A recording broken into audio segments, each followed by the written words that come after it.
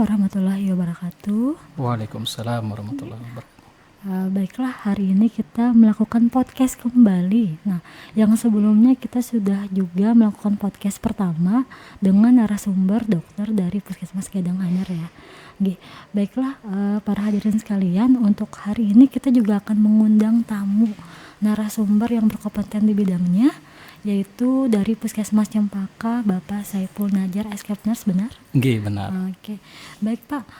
Sebelumnya kami juga telah mengundang tamu terkait pramusia dari Puskesmas Gedang Anyar. Nah, kemarin itu kita membicarakan tentang teknis ya, apa itu pramusia, pengobatan, kemudian pemeriksaan. Nah, di sini mungkin di sesi ini terkait pramusia juga saya akan menanyakan beberapa hal memang terkait ke arah eradikasinya Pak. Iya. Iya, mungkin bagi masyarakat awam ini tidak mengenal ya apa yang disebut dengan eradikasi. Nah, mohon izin Pak, apakah bisa dijelaskan sedikit apa itu tentang eradikasi pramusia yang dimaksud? Iya.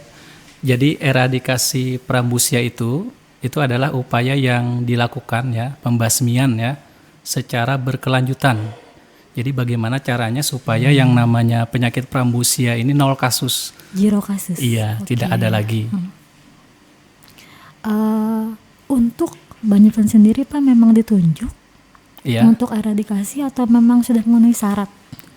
Iya, alhamdulillah sudah memenuhi syarat dan kebetulan ditunjuk. Iya. Oke, berarti keduanya Pak ya. Benar. Oke, berarti memang siap nggak siap harus tetap ikut eradikasi Pak ya? Iya. Oke, berarti kalau yang saya dengar ini ada beberapa informasi memang Banjarmasin dan cuman beberapa dari kabupaten kota ya Pak ya yang dipilih ya, tidak semua berarti ya di Kalimantan Selatan. Iya. Baik. Kemudian apa saja Pak yang menjadi target dan strategi untuk eradikasi sendiri? Iya, untuk target kita sendiri ini yang pertama itu kita selalu melaksanakan advokasi ya, secara berkesinambungan sesuai dengan definisi dari eradikasi pramusia itu sendiri. Dan yang penting juga kita sosialisasi tentang pramusia. Promosi kesehatan. Iya, karena memang di masyarakat kita ini tidak mengenal ini. Iya, memang tidak familiar ya. Iya, tidak familiar untuk penyakit pramusia ini. Kemudian yang kedua tentunya karena ini penyakit berbasis lingkungan. Nah, jadi kita tetap secara terus-menerus melakukan upaya promosi kesehatan terkait dengan PHBS. Jadi PHBS itu perilaku hidup bersih dan sehat. Nah, gitu. Jadi ini memang terus-menerus dilakukan Pak ya. Iya, walaupun nanti setelah kita mendapat sertifikat tetap juga kita membalanskan ya, memang ini terus-menerus dilakukan Pak ya. Karena yang namanya penyakit Pak ya bisa kapan saja ada kan berarti ya. Benar. Oke, baiklah. Kemudian apa sih Pak tujuan eradikasi sendiri? Iya, pertama tadi bagaimana supaya tidak ada lagi tadi kasusnya, 0 kasus. Kemudian yang kedua kita harapkan juga kita bisa mendapatkan sertifikat Pak, atau sertifikasi bebas pramusia ya, khususnya di Kota Banjarmasin. Nah, berarti sertifikat ini yang membuktikan bahwa kita memang daerah-daerah non endemis Pak. Benar. Ya. Seperti podcast sebelumnya kan kita diberitahukan bahwa kita memang daerah non endemis ya. Benar. Berarti kita tidak ada kasus sama sekali. Iya. Oke, baiklah. Jadi dalam artian kita memiliki kesahan gitu Pak ya, sah ini tidak memiliki kasus seperti itu. Iya, aspek legalnya ada kita. Aspek legalnya, baik-baik.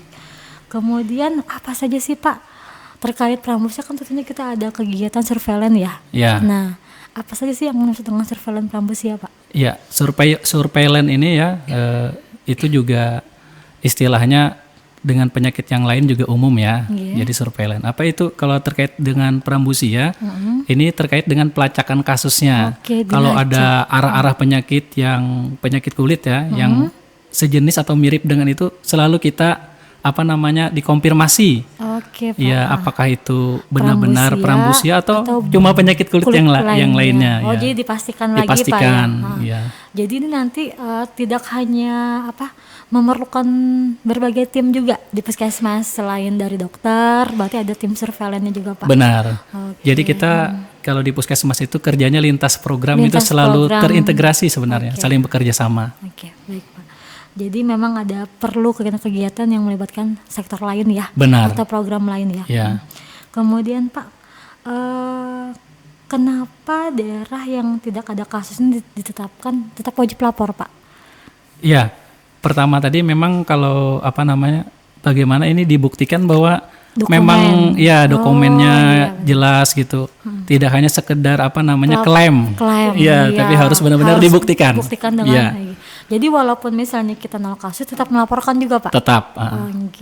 Jadi tidak hanya kita bersuara, kita bebas Pramusia, tapi apa sih dokumen-dokumen yang mendukung ke Benar, arah sana ya. Pak ya? Kalau boleh tahu Pak, dokumen apa saja sih yang dilengkapi dalam Pramusia? Kalau di puskesmas kita sebagai petugas penanggung jawab itu berkewajiban ada yang namanya laporan online Pramusia. Oh, jadi itu tetap harus diisi ya, ada berbasis online. Online, berarti ada webnya juga Pak ya? Ada. Iya. Kemudian juga ada pom-pom ya. Yang secara fisik? Yang secara fisiknya kita laporkan ke Dinas Kesehatan rutin setiap bulan. Itu berarti berkesinambungan dari puskesmas ke kabupaten kota? Iya. Kemudian dari kabupaten kota berarti ke provinsi Pak ya? Benar ya, jadi berjenjang. Berjenjang. Dokumen tersebutlah yang menjadi bukti bahwa kita memang melaporkan zero kasus tadi. Benar. Yang itu yang dibuktikan untuk mendapatkan sertifikasi Pak ya? Iya benar. Kemudian untuk laporan sendiri itu pemantauannya bagaimana Pak?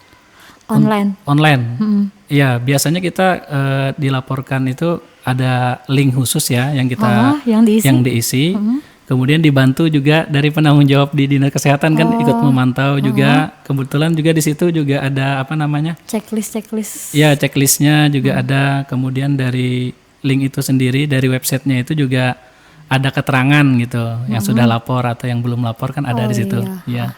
Berarti seperti pelaporan yang umum pada umumnya ya. Begitu benar. Misalnya puskesmas belum melapor, berarti diketahui juga terpantau juga oleh kabupaten kota. Benar. Jadi memang berkesinambungan baik itu laporan online dan laporan offline Pak. Iya benar. Kalau yang selama ini Pak untuk Banjarmasin memang benar-benar siap Pak untuk eradikasi? Oh siap. Siap sekali ya.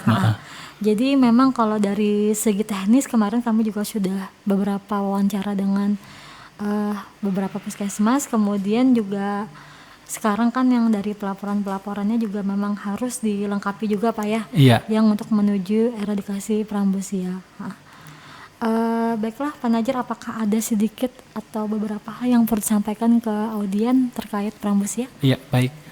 Karena ini penyakit berbasis lingkungan, walaupun kita zero kasus, tetap menjalankan PHBS ya bagi semua pihak, baik petugasnya ataupun masyarakat ya secara umum, perilaku hidup bersih dan sehat, menggunakan air bersih ya, jangan lupa itu juga. Kemudian yang paling penting juga sumber dari penularan penyakit adalah mencuci tangan pakai sabun lah, itu yang perlu untuk pencegahan penyakit penularannya. Oke.